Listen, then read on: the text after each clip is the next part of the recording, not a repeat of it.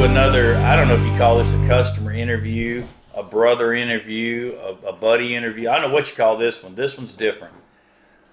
This is David Russell from Abbeville, Mississippi. And I'm going to tell you about my recollection of the first time we met, and then we'll see where this thing goes, because we got years of memories and hunts and all kind of things. But years ago, I don't know how many years ago. It may have been 15 years ago. I do not recall how long ago it was. 2008. 2008. So it is right at 15 years ago. That's right. David called me and said, I'm calling about the started male, tricolor male you have. I said, okay. I think I'd already named him Hank. I don't remember. He was already named. Named Hank. Okay. So he was 5 months old. He was 5 months old when I looked at him. 5 months old. So David came out. It was kind of snowing a little bit. David come out. And David's a quiet, reserved kind of guy till you get to know him a little better. And so I couldn't really get a read on him. You know, I deal with a lot of different people, and some of them, man, look at that dog go. You know, they sound like they're excited about the dog. And David was just like game face, dog was doing really good. David's not smiling, not going, wow, or nothing. He's just standing. I'm like, I don't even know if this guy likes this dog or not. I don't know if he's going to buy it or not. And we got done showing it, and David said, I'll take him. So David bought the dog, and I guess it was it the next weekend? About 2 weeks later. 2 weeks later, I'll let him tell you when he took the dog on and what all happened. But from that, all that time ago, we have become different than a customer relationship. It's been a close friendship.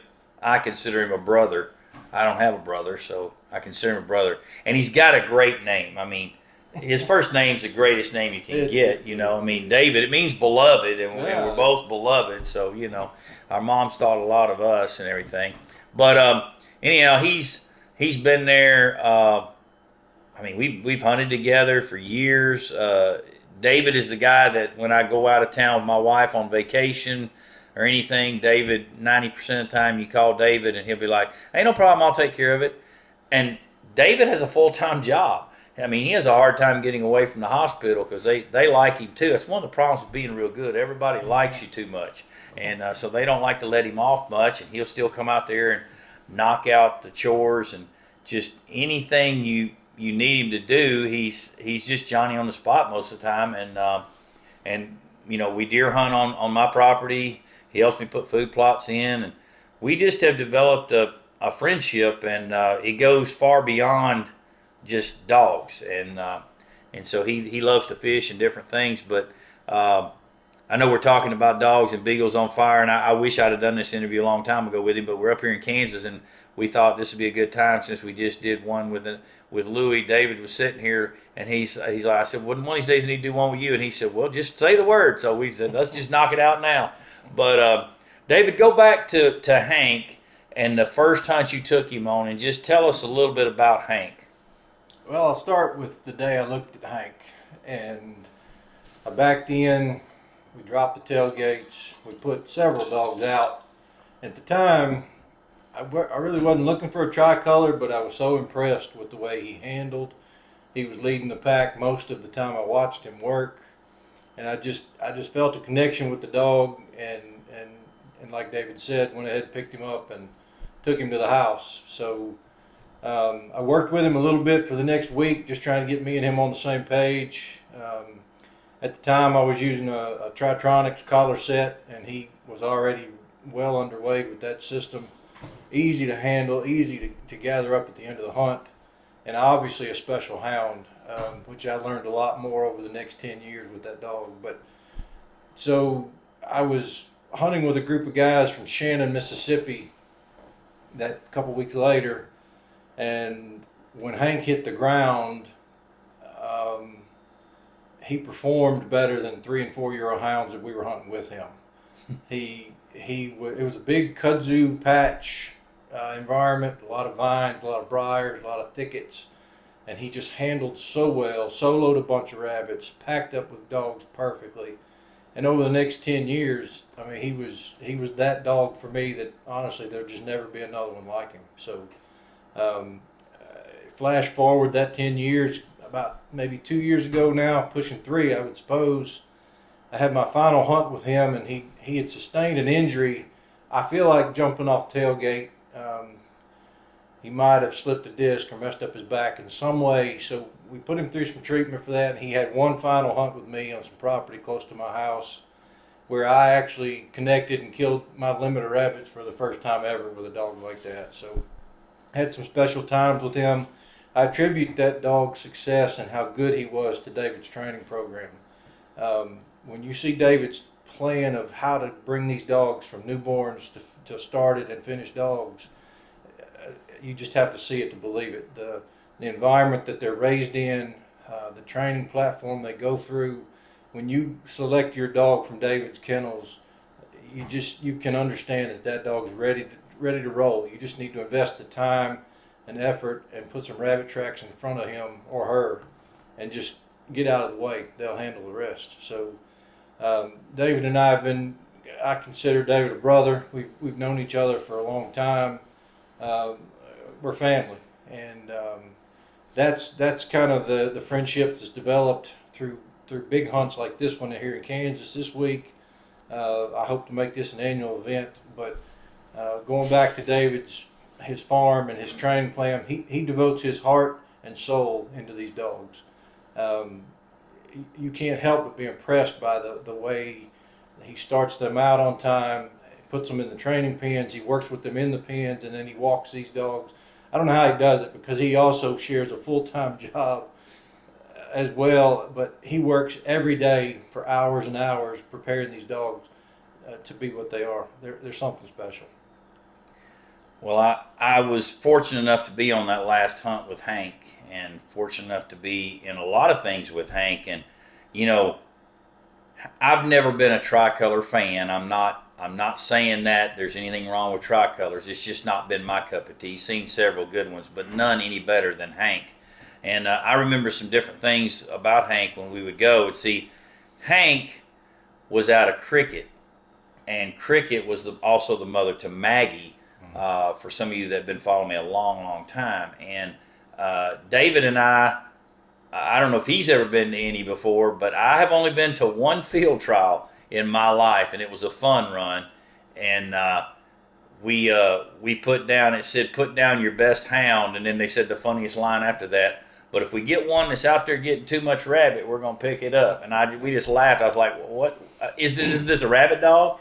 What do you mean too much rabbit? So I took it to mean they were talking about a dog that was going to be out there leading the pack too much. And so I put Junior back up. I wasn't taking Sandy. I was afraid they might be in the front too much. So I took Maggie, and David put Hank on the ground as his best dog, and we were the only ones we knew each other. The rest of them, we didn't have a clue who they were.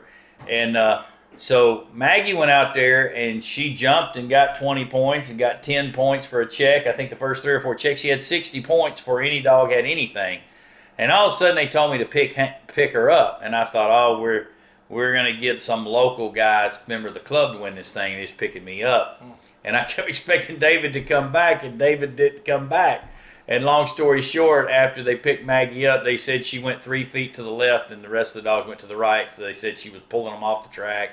So kind of a technical thing. But after that, Hank started just hammering and getting everything, and Hank won, the best hound. Yeah, that trial, we got down to literally 30 seconds left in the trial.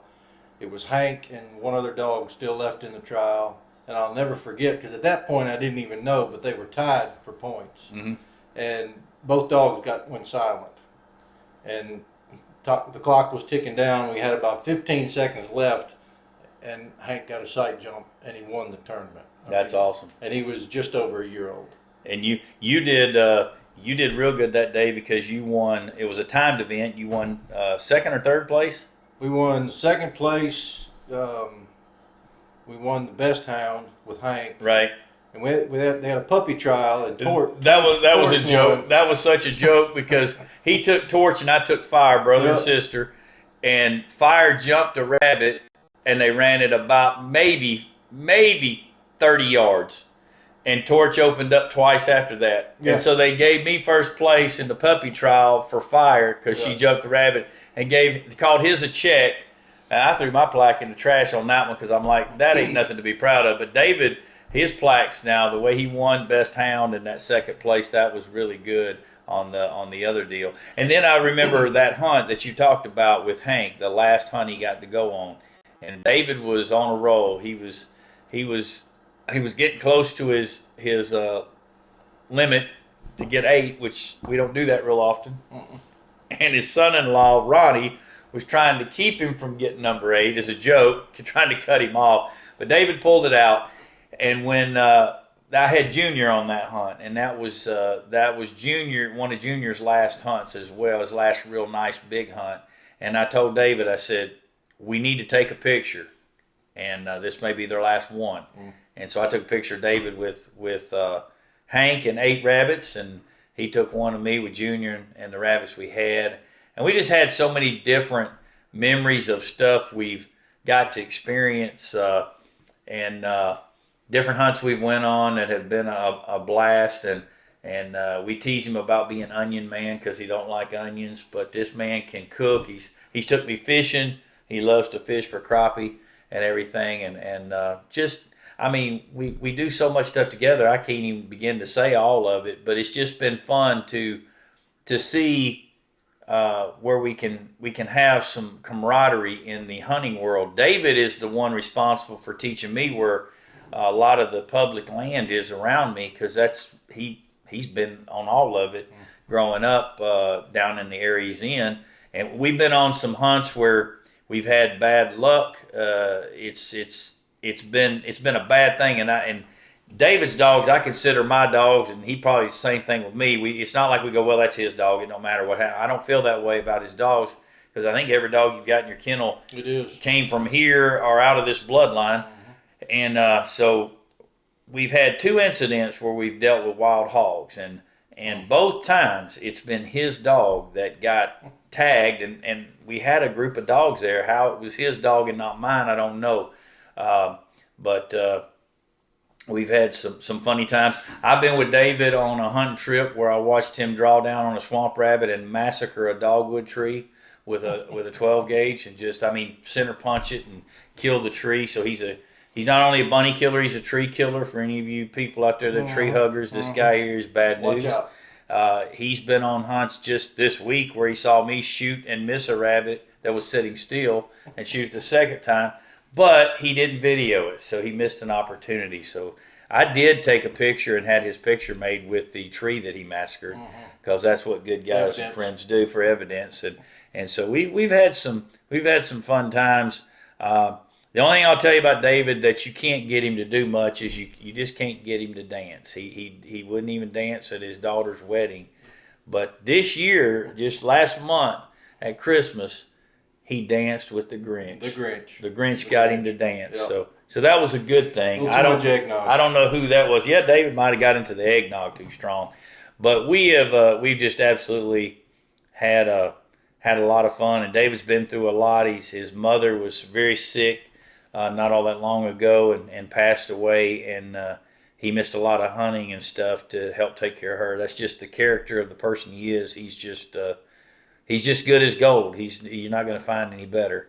And I don't care what his wife says about him, but it's just been a pleasure. The dogs always take you places you don't know they will. And I have met some great, wonderful people through dogs. And I'm just very fortunate that I got to meet someone who was local. I sell dogs to a lot of different people, but don't get a lot of as many local people as you do people that are from far away, just because I don't think there's that many people locally that rabbit hunt, as opposed to all the people from all around that might find out about us. But I'm very fortunate. I've got some really good guys that I've got to meet, but they live a long ways away, and so that limits your friendship and time you can spend together. But David and I live about 20 minutes apart, and just basically anything I have, pretty much I consider he has it if he wants to use it. He'll sometimes still call me, goes, is it okay if I come and run dogs on the farm? And I'm like, David, you can come run dogs anytime you want to. You don't even have to ask and everything. But if you need help getting a deer out, he's right there. He'd do anything in the world to help you out. And good people like that are just, the world don't have enough of them. And so I'm very blessed to have him. And I appreciate the kind words, David. I just want to tell you publicly, if something should ever happen to me, I want this on record that I love you like a brother. Thanks, sir.